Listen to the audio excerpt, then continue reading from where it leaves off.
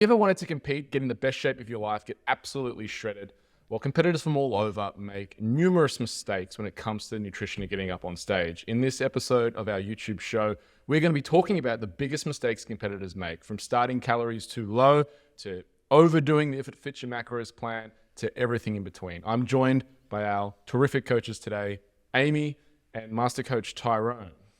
Yeah, just on that point, the biggest one that really starts off with, and I think is one of the ones that sets everyone on the back foot, is starting too low. It's generally a thing with a lot of female competitors that I see. They'll come in and they're like, I want to compete in 20, 24 weeks or 16 weeks, whatever, and they're already on 1,800, 1,200 calories, whatever it is. It ends up equating to a 40% deficit of what their baseline is. And then it really just gives them nowhere to go. So if we just back up from that just a tiny bit and just give some context to it. So basically what you're saying is that you probably have multiple examples, I'm guessing, of this, is when a competitor starts with us, week one, let's say, and their show is, I don't know, like 24 weeks away. They're coming at week one at 1,200 calories.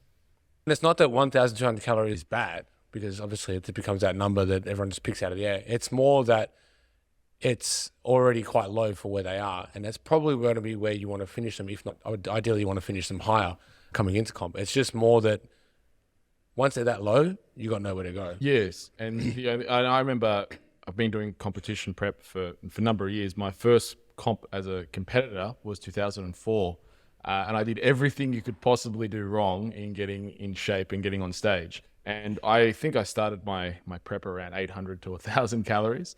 And where do you go? You do aim. Where do you go from there? I'll tell you where you go from there. Just keep increasing cardio. So my cardio went from 1 hour a day to 2 hours a day. And it wasn't until I really started learning, and I had a terrible experience in 2004 competing, terrible experience. And that's really was the impetus for me to go out and become an expert, because my experience was so bad that I didn't want anyone else to go through what I went through. I'll give you context, Amy. Like people, how they manipulate water? Oh, yeah. Yeah. So I stopped drinking water for 4 days. But not only that, I also went to a sauna to try and dry it even further. So this was like my peak week nutrition. It was horrible. There weren't even carbs in my peak week nutrition. The advice I was getting was completely bad. So as I say, this is the impetus. But after that and learning what I've learned, I noticed that it was a common theme, just I think due to the bodybuilding culture of you have to make it hard, and it should feel hard. Yes, it should be hard, but it shouldn't kill you. And there's hormetic adaptation where you actually want your body to recover, and there should be periods of overfeeding and recovery and periods where you're going to push the body a bit harder, but those periods need to be regulated. And what I see is the big problem is people just think hard equates to good, and it's never the case. Yeah, 100%. And I think there's always going to be that element of hard, and there's always going to be that element of it's going to suck, because you're going to get leaner than you ever have been before, and leaner than your body wants to be, and it doesn't want to be there. Again, from that homeostatic point of view, it wants to, you need a bit of body fat in order to function every day. But at the same time, it shouldn't be 30 odd weeks of dieting to the bottom of the depths of hell, and then doing 3 hours of cardio and 20,000 steps a day. With that said, you know what else is a big mistake, right? A big mistake that I see is people who are 30 kilos overweight, so they got 30 kilos of fat to lose, and they decide or 20 kilos of fat to lose, and they want to do a comp in 12 weeks. That's also, I think, a mistake, because people, the body's only going to lose body fat at the rate it can, and we're talking about homeostasis and the hormetic adaptation. If we try and get the body and force it to be leaner by simply stripping back the calories, there is going to be that super compensation that occurs once people start eating, quote unquote, like back into maintenance, and their body hasn't fully adjusted at a weight set point, and they blow up completely. Instead of looking to try and lose 30 kilos as a comp prep or lose 20 kilos as a comp prep in 12 weeks, really what the approach should be is get to a healthy body weight, and then the comp prep from a nutritional perspective should be much easier. And this is where you find that the extreme comp preps, the extreme diets, I think, manifest for a lot of people and create a lot of problems, is because it's just, I want to get that as fast as possible, and the only tool they can think of is calorie deficit. But the body's so much more complex than just using calorie deficit as a means to get that outcome. Yeah, which is definitely why we've got some systems in place now. We've got systems in place in terms of allocating a certain period of time where it's going to be, okay, this is where we're going to be setting you up in terms of going, okay, we need to build your calories up. Let's say you come in, you got 30 kilos to lose. You go, I want to compete in 12 weeks. And it's like, well, no, you're not going to. And if you are, then we're not going to take you there. There's plenty of coaches that probably would. And that, unfortunately, fortunately for you and for us, it's not us, because we want to set you up where you come out the other side of comp prep better. And that, whether that be, no, you're not going to come out, absolutely comp lean. We will, like I'm speaking to one of my competitors at the moment, and I said to her, you're probably going to put on about 5 kilos afterwards, but it's a good 5 kilos. That's completely normal as well. 100%. You don't want to walk. You're not going to walk around comp prep, comp state lean. And the goal is to put 5 kilos on straight after, within 4 to 8 weeks after you get off stage. I think people are so stuck on comp prep needs to be hard, and like you have to really grind to get to stage. At the end of the day, the judges don't care. They don't care how hard you push. They don't give a shit. They don't. If the person next to you did it easier than them, like that's a good thing. The fact that you got to stage and it was easy is better than it grinding to the end. So I think getting stuck in that mindset of it has to be hard, it has to suck, it has to this. It's like, yeah, if it's done wrong, of course it's going to suck. At the end of the day, it's going to suck. Anything wrong and it always sucks. You competed last year, right, for your first time? Yeah, absolutely. And Mr. Tyrone, you guided her. How do you want to say, like, how was your process nutritionally? What do you found there? Yeah, so for me, I found that because we had a really long process leading into comp. We didn't just diet straight in, because when I walked in the door, I wasn't... How long was that process? Oh, it was over a year. Over a year? So what were you doing? Was that Jan? What were you doing over that year? You started Jan? Was it Jan or December? Started November. So you were in a calorie deficit. Just to give some context, you were in a calorie deficit for over a year. Absolutely not. If I walked in and said, hey, let's compete the next show that was on, I would have hated it. And I probably never would have done it again. Why do you think you would have hated it? Because I would have been grinding. My calories would have been low. I would have been like energy, horrible. But you also had the X factor as well, which a lot of people don't get when they think comp prep, I'm just going to cut calories. You have the gut stuff going on as well at the same time. Yeah, absolutely. I had things going on nutritionally. I couldn't get my calories up at a certain point. So for me, competing at that time was it was wrong. You couldn't get it up because, you want to expand on that? You couldn't get up because the foods? Because your gut issues, yeah. You simply just couldn't eat foods that were high enough in calories because that would offend your gut. Is that right? Correct, yeah. There were certain carbs that I just couldn't eat, and I got to a point where the more food I ate, the worse I felt. So there was no point in trying to compete at that stage. It was like, let's get the health sorted first, and then let's look at competing. And just for all the people who are watching who are like, if it fits your macros, diehards. So we did get, Amy, you did have a stool test. We did look at your gut, yes. What was happening there, uncovering, because this thing with nutrition, again, it's not just calories are obviously important. They do count. No one's saying they don't count, but what also counts is your overall health and well-being. And if you do have an overgrowth of bacteria in your gut, it can be diagnosed with a stool test and looking at what the overgrowth is. There candida? Is there an overgrowth of something else that needs to actually be treated, and that's causing effects? That is going to have a downstream effect on things like protein synthesis. It's going to have downstream, well, just everything that's to do with digestion, which is obviously going to be a huge part of you getting lean. Yeah, well, and it also has an aesthetic look too. So if if Amy's eating the wrong food, she'd have those with it almost sort of fluffy looks, and I was pregnant. And the last thing you want to do is you want to get on stage looking with a distended gut, because you haven't looked after your health and your gut and looked at those upstream effects, where it can play a role. It will play a role not only on your health and the way you feel, but also the way you look. Which at the end of the day, if you're going to do a comp, how you look is going to be the most important thing. So rather than the mindset of just it being hard, what I'd encourage people is, you want to look for optimal. And optimal is not being in a deficit for an extended period of time without an end point. Optimal is kind of edging on that chaos and order. It's edging on eating enough so you can perform like a demon, but not eating so much that you smooth over. Yeah, and then just backtracking on what Amy said, if she had have competed from when she first walked in, if you had dieted back then, straight off the bat, you would have not looked anywhere as good as you did either. No, and the goal for me competing was, I want to look my best. I wasn't just doing it to get to stage. I was doing it because I wanted to look the best I've ever looked. And for me at that time, it wasn't going to happen. So I think it does come down to is like, why do you want to compete? If it's because you want to be the best version of you, then is this the best version of you or is it not? And I think that's where you've got to go from there. So a client comes in, says, hey, Amy, I want to get ready in 12 weeks. And you think, you've got a gut feel like, yeah, they've got 20, 30 kilos that they've got to get to a healthy weight, let's say, or they've got gut issues. You going through that, what advice do you give them? Hell no. You ain't doing it. They're like, I want to. What else do you give them? You're not doing it with me. That's what I say. Right. Yeah, but why? Like, let's get even more, like, because your first-hand experience. Yeah, I think for me, like, it just comes, I'll just say, why do you want to compete? Like, what's the reason? Is it because you want to look a certain way? You can always look a certain way. Is it because you want to be the best version of you? Then if it is, then I can tell you now, this is not going to be the best version of you.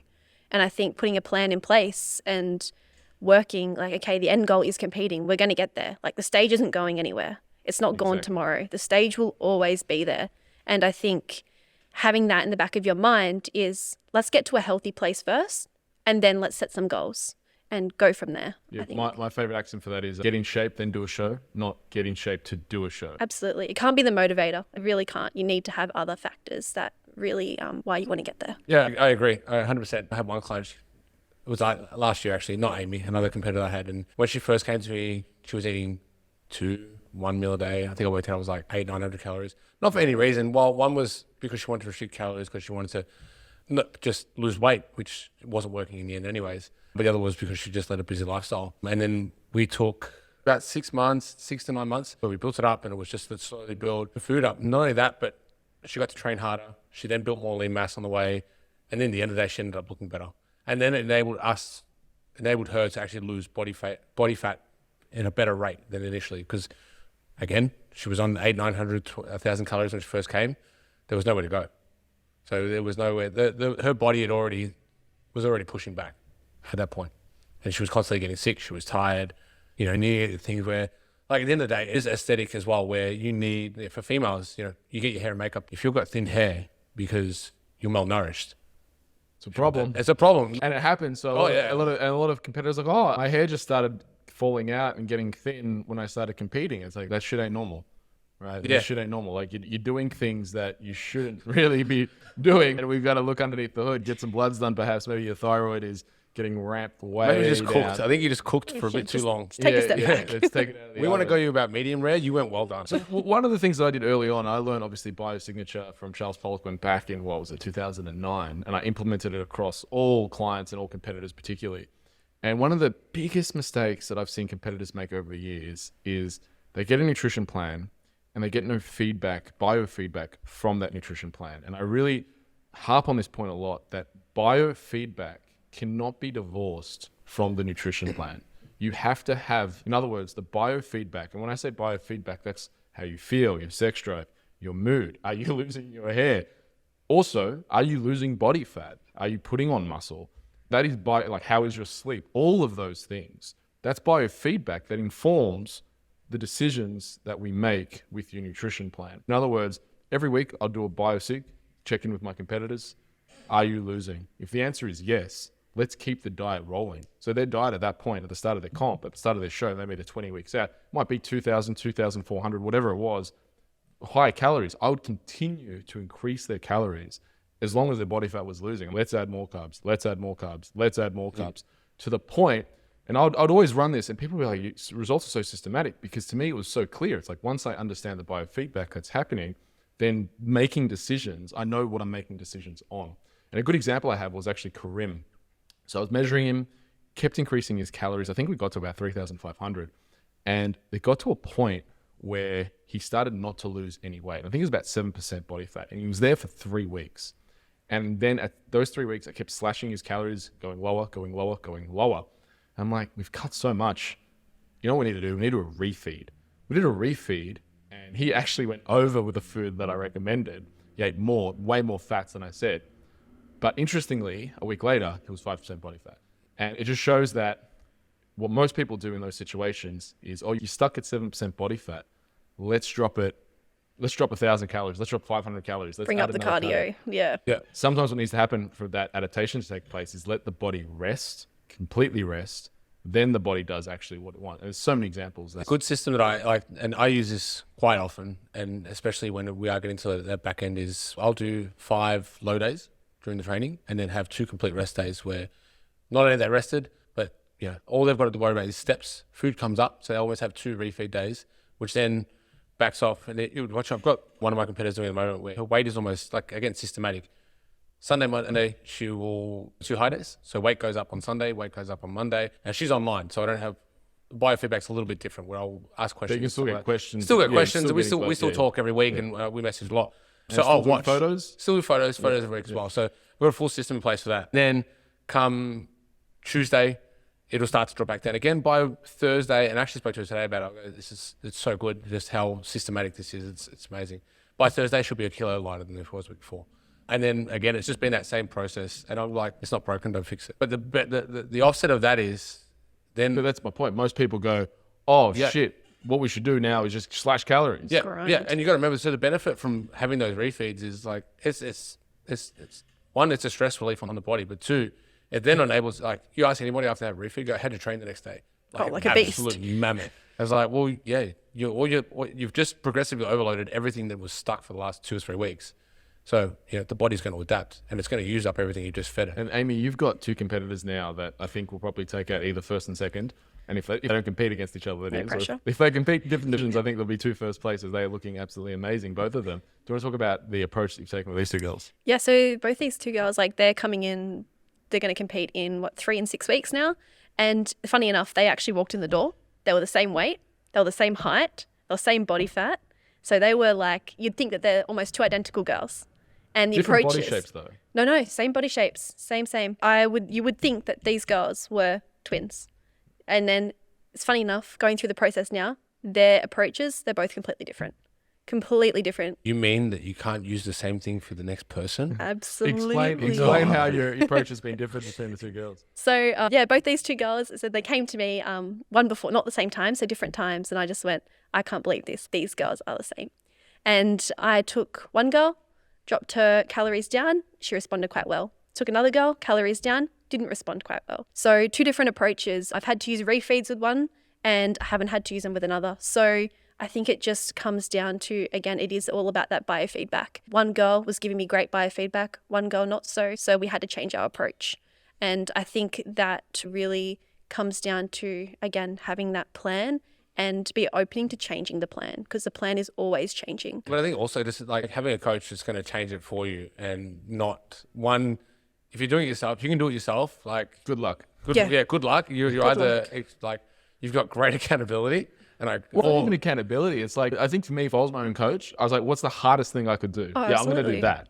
And despite if it's going to work, I'm just going to do the hardest thing. Yeah. Yeah, it's not helpful. But I think Yeah. that's how Yeah. a lot or the opposite is like, what's the easiest? What's the least? It's like, which exercise do I not like on my program? Yeah. Great, I'm not going to do those. The same thing with food. It's like, oh, how can I squeeze this in? Because I can make this work. And as a coach, you're always going to try and justify it, aren't you? Oh yeah. And even like myself, I'm saying to Tyrone when I was competing, I was like, this should be harder. Why aren't I struggling? Why am I dying? Why aren't I dying? I Like, would die. can you just Well, give me something like really hard to do? Just don't mention because. the fact that you lost, was it 6 kilos in the last week? Oh, exactly. And I was like, come on, give me more. What are you doing? Wait, like wait, this wait. is. You lost 6 kilos in the last week? Oh, yeah. Yeah. Sorry. So Amy was second comp Amy did last year. We were already 3-4 weeks out. Yeah. 3-4 weeks out, came in at like 1% on the calipers. We were like, sweet, we're done. I'll just We're just keep- gonna I'll just feed. keep- We're just gonna Super cruise lean, in. super lean. Super lean. Skin folds were like, Yeah, what? everything was like, we're done. We're ready. I'm like, bring okay, food great. up. We'll just bring food up a little bit, and we'll just slowly increase it, eat you into comp. And then I think it was like 2 weeks out. We walked in. I was like, Amy, you looking like, what's going on? Measured it. It was like, bang, like just 6%. 6% on the calipers. Sure enough. Yeah, went up 6% in like 2 weeks. I was like, whoa, What happened? the gut. Good question. It was the gut. It was the gut. Yeah, the gut flared up. So was there exposure to... No, well, We have no idea. we don't know. Ended up having to pretty much get off what she was on. So pumpkin came out, and we introduced red rice. And like just hypothetically, or my theory would be that it was just her gut just got sick of it, and the Cross-contamination. microbiome changed at the wrong point in time when we wanted to, and we just had to change the carb source. Basically, I think, would you go from 52 kilos that week before? Yeah, I was 52 at the start of the week, and then 9 days later, I was down to 47. Oh, wow. 46. You got on stage at 46. Yeah. And it got to a point where I did her peak week, and You turned it around. yeah, but it was just like Amy had more carbs in that peak week than I think she had since like she started building at the start of the year. Since ever. Yeah, and even I think we got up to what 300 and Like 400 grams of carbs. 400 grams of carbs, Yeah. and it was we'd picked and chose the carbs that she could handle previously, and then we tweaked it a little bit. Oh, she had a bit of a flare up. Yeah, but that's the difference on what was. I mean, we're just gone. Oh no, you're lying. You haven't Grind been it. following the plan. On you go. Get on the treadmill. See you in 3 hours. And that's where like she was already following the calorie deficit. Yeah. We know you, Amy, you're a robot. So Just like, I'm doing it. I'm doing it. I swear. I had the same experience actually with Janet. It would have been 2016. It was before the Arnold Classics, I think it was. The Arnold Classic. She came in, and you know, Janet's always shredded, always to the point. She comes in, she says, "You can't see my abs." And I was like, "Shut up, Janet. Like, what are you talking about? Of course you can see your abs. You're Janet. I've never not seen your abs." She goes, "No, I had a gluten exposure and it really messed me up." And I was like, "Whatever." And I never forget, she pulled up her abs, and I've never seen Janet without abs. And this is one time where I saw it, and she was like, and she saw my face. I could see her start to tear up. I'm like, "Oh shit. Oh no." I take it back. I take it back. I take it back. This was 5 days, what was it, 5 or 6 days before a comp, right? Like, it was just my reaction, because I was like, I just wasn't expecting her, like her abs to be that smooth, because the day before, the week before, she was so shredded. But I got out the muscle testing table, my old party trick.